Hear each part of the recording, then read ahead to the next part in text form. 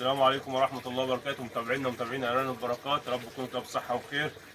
النهارده طبعا هنسلم سلالة كده، حتتين تايتين كده محترمين، حيات كده بسم الله ما شاء الله، وذكر لعم أشرف الجمال. ماشي. عم أشرف الجمال الراجل المحترم ده جاي لنا من المنصورة مخصوص يا جماعة عشان ياخد السلالة بتاعته. الناس اللي بتقول احنا في المنصورة عايزين شحن وكلام من دي، طبعا انتوا عارفين ان العربية بتاعتنا بتمشي على خط اللي هي بتاع الزراعي اللي هو مصر اسكندرية، ما بتخشش تحت كده.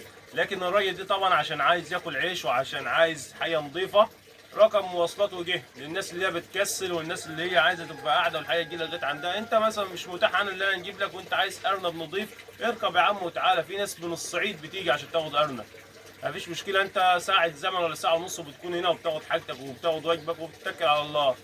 عم اشرف طبعا جه خد الحاجه دي. راك عم اشرف بما يرضي لا الله. ما شاء الله الحاجة جميلة، والناس مقابلتها حلوة بصراحة، وناس محترمة، والسلالة ما شاء الله زي ما انتم شايفين كده حاجة حاجه يعني بسم الله ما شاء الله. تمام يعني التمام. دي كده زي ما احنا بنصور عم اشرف، ولا احنا بنصور حاجه وبتيجي انت لا تلاقي يا حاجه في تانية؟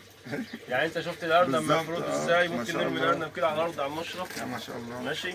اهي يا جماعه اهي، تعال اهي الذكر دي ارنب طبعا اهي شغاله على طول، حاجه بسم الله ما شاء الله. بس الارنب زي ما يكون مش اهو اهو اهو بسم الله ما شاء الله. طبعا عم اشرف عايز الارنب تكون شغاله على طول. دي ارانب هتشتغل مع عم اشرف على طول، خدت بالك؟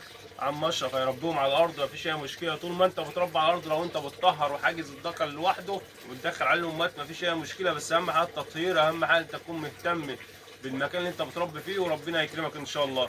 دي حبينا بس نوصل المعلومه دي للناس، ان انت ما تكسلش، عايز حاجه تيجي تاخدها مفيش اي مشكله، ندوك احسن حاجه عندنا ان شاء الله.